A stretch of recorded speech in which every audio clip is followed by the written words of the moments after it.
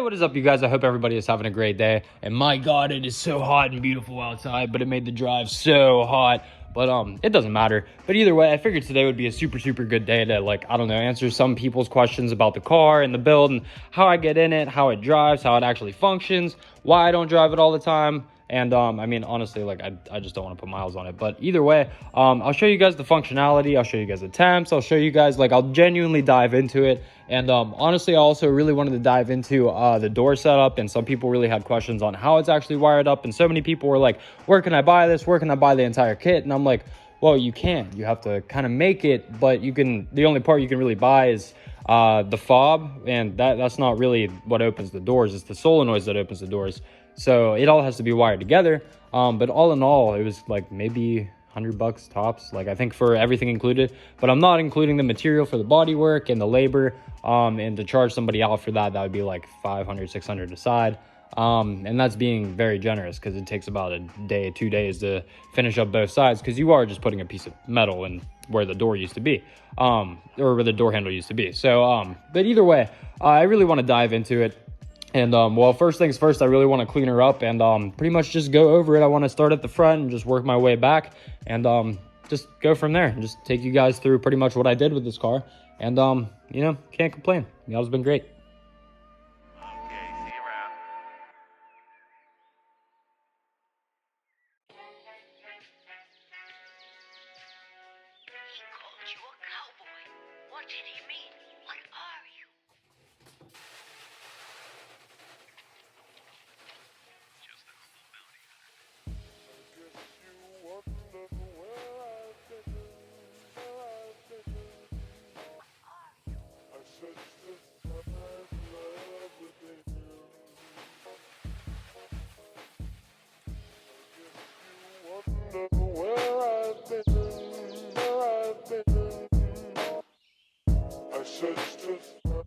Okay, so first things first, I'm gonna pop the hood. But it's amazing that some people were even confused of how my steering wheel was hanging, and I'm like, I literally just made a bracket. It took me like 2 seconds, and anybody can do it. Like, that's the thing, is like, it's awesome, and I think people should do it, and it'd be totally awesome if more people would do stuff like that.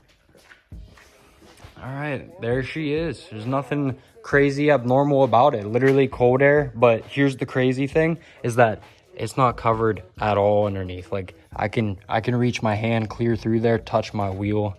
I could touch the ground if I wanted to. I could do the exact same on the other side, and it's literally designed like that. If you don't have the plastic wheel wells, all that rainwater is just going to keep collecting up top, and then all it's going to keep doing is just sending condensation through to your headlights and then ruining your fenders. So honestly, it sucks to drive this thing in the rain, and I don't. And I try my best not to, and that's honestly why I don't drive it that much. I try my best not to put miles on this, and Z's have been appreciating so much in time. But enough talking. It's time to let you guys hear this thing run and show you guys when it actually gets up to operating temperature, what it looks like, what it's sounding like. For all you people that are genuinely curious, turnkey every time. That's how they should be. And I'll vouch for this every time, that EQs really just need to have prim and proper maintenance and oil. Check everything, your diff, your trans, take care of it, and it'll be a good car for you, you know? Some people were wondering about if I can fully close my keys in the car confidently, and well, yeah, I totally can, but you do have to have the spare on you. But that's the thing, is these kits do come with two, and then bada bing, bada boom, it's open. But either way, I really do want to show you guys operating temps, and should be getting warm pretty quick. But that's the only thing that it does, is it usually just stays around there or goes up to half normal operating temp when I'm driving it. And I mean, I don't drive it far, but point being is that it literally stays so cool and gets so much dramatic airflow from underneath, because there's no skid plate underneath. I'll show you guys. And it breathes beautifully. This car is like a genuinely flawless motor, flawless design, flawless entry, everything. It's great. But just driving on double stacked spacers on the back and then really big spacers on the front, it's not cool. Honestly, like, I know a lot of my buddies do wide bodies with big ass wheels too, and I did. I just happened to make a huge wide body that was very wide, and that was my choice, you know. Honestly, I didn't have to go that wide out.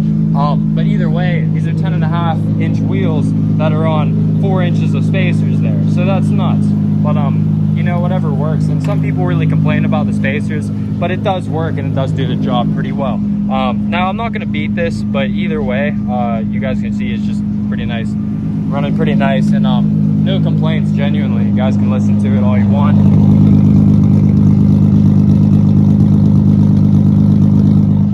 Literally nothing special, just custom pipes. I like how they sound, some people don't. But here's the real kicker. Is that up underneath?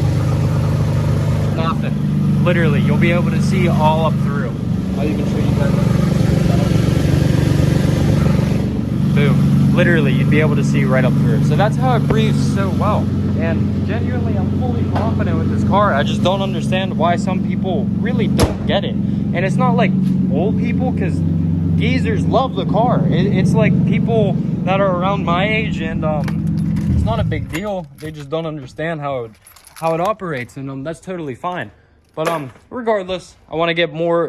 We're gonna work my way towards the back, and honestly, towards the middle of the car, I have these solenoids that do open the doors. But to actually set these up, I'll just give a quick rundown real fast. This is not my spare. This is my original one, but it doesn't matter. They're both wired up. The box that I used to have, I don't know if you guys remember, but it used to be my red hot wire that ran across the dash and sat under there, because I moved all the stuff up there for like your temp control.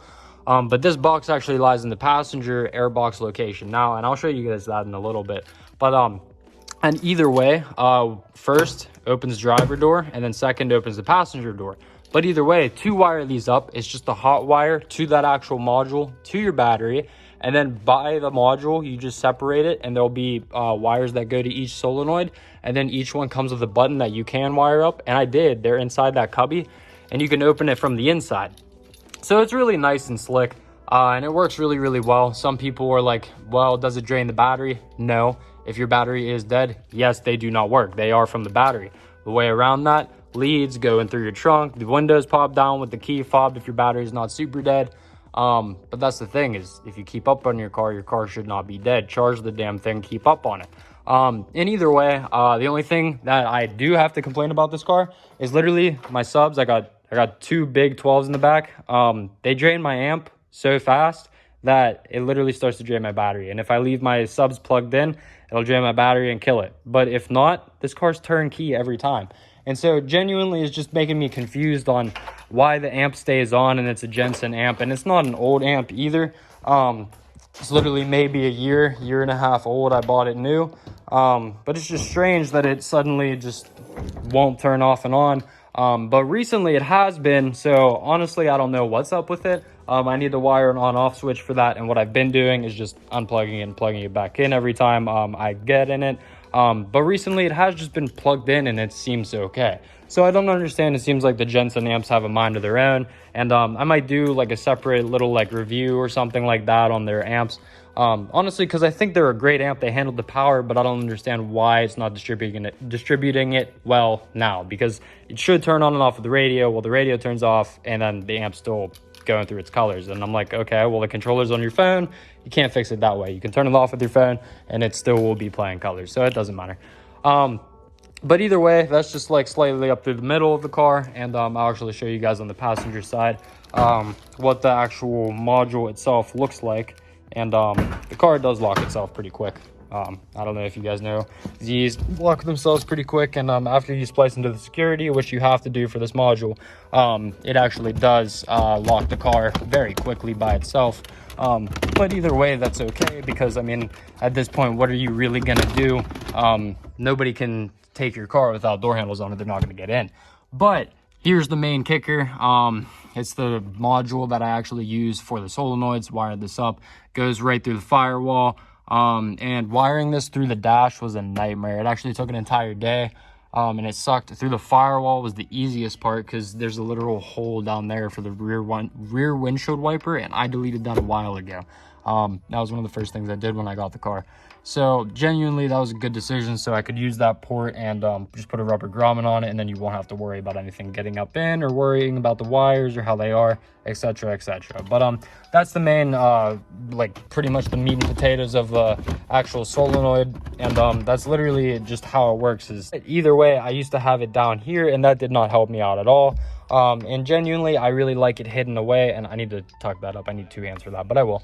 And all the dash just clicks back to place. But either way, I like it a lot, and I like how it came out. But I'll also show you guys the buttons and how they work. Each one is just their own door. I don't have them labeled. But either way, they're color coded too, green to green, blue to blue. So it works really well and it's flawless. It does not open while you drive. So many people are like, what happens if that opens while you drive? And they don't, like, at all. If you did it correctly, they shouldn't at all. But regardless, that's just, you know, if you do it right, you do it right. Or if you don't, well, you will find out. Your doors will swing open on you. But either way, to actually stop the door, they send you these little door stoppers, like physical stoppers. And these aren't like actual graded. These are graded for 80 pound. And honestly, I believe these are the same types of poppers and solenoids that people with rat rods use, and people that like do this type of door handle delete on like older types of cars and like T coupes, etc, etc. They also have this type of setup, which is also really cool to integrate. And so when I was doing a bunch of research on like how people were doing this, it was really interesting. Like the first place I saw it was one of my buddies did this to his Z over in Japan. And he also has the same, we have the same drift sticks in our car, and we put them in roughly at the same time. GK Tech was making them like a good year and a half ago. I remember they came out new, and so we snagged them up, and he did it to his car, and it looked flawless. And I was like, you know what? I always envisioned a smooth Z, but that just takes it to the next level. So I'm like, you know what? On top of all the other integrations that I wanted to include, I wanted to incorporate my buddy's ideas. And genuinely, I thought it turned out really cool. And his car is also really badass. It's a different shade of purple, and it's genuinely significantly lower than mine, but it's a stock body. And there's nothing wrong with that. It looks great. It looks clean. But yeah, I hope that answers some of your guys' questions. Genuinely, I absolutely love the questions and the feedback on the car. It absolutely pretty much enables me to keep doing what I'm doing, and it definitely gives me the driving motivation to keep going. And I honestly love when people ask questions about this. This is totally something that I built that incites questions and pretty much promotes people to ask, and I comfortably want to give them an answer, you know, because it's not something that you see all the time. And I wanted to do my best to incorporate, you know, a custom fabrication idea of all of our buddies' ideas and all the things we've seen recently, and people that have incorporated the old like rat rod type like fabrication and old school fab with new school fab. And genuinely, I just hope it's an inspiration for people that can look at the car and be like, wow, I wish I could do that, and I want to, and I would love to help, because that's what I'm here for. Not regardless of the shop, I just love to help. So either way, I hope that answered a lot of the questions, and I absolutely love how it turned out. I mean, I genuinely think I should drive it more. I try not to put that many miles on it. It cleans up so damn quick and well. Literally, like, you can't get in it if it's locked. Even if it's unlocked, you can't get in it because there's no door handles. So, you know, honestly, I can't complain. It's been really, really good to me, and honestly, both of these cars have been great. And since we cleared out the room, I'm really ready for a next project, you know, and I'm kind of excited about it. I don't want to say anything yet because I'm not sure about what I want. And the market's genuinely fluctuating a lot recently, so I have no clue what to get. But I don't know. Could even be another Miata. I wouldn't even be upset. So I don't know. But big plans coming soon. And honestly, my plans with this to sell it have been halted because all the backlash and whatever. It does not matter. So I'm just keeping my head up and moving forward.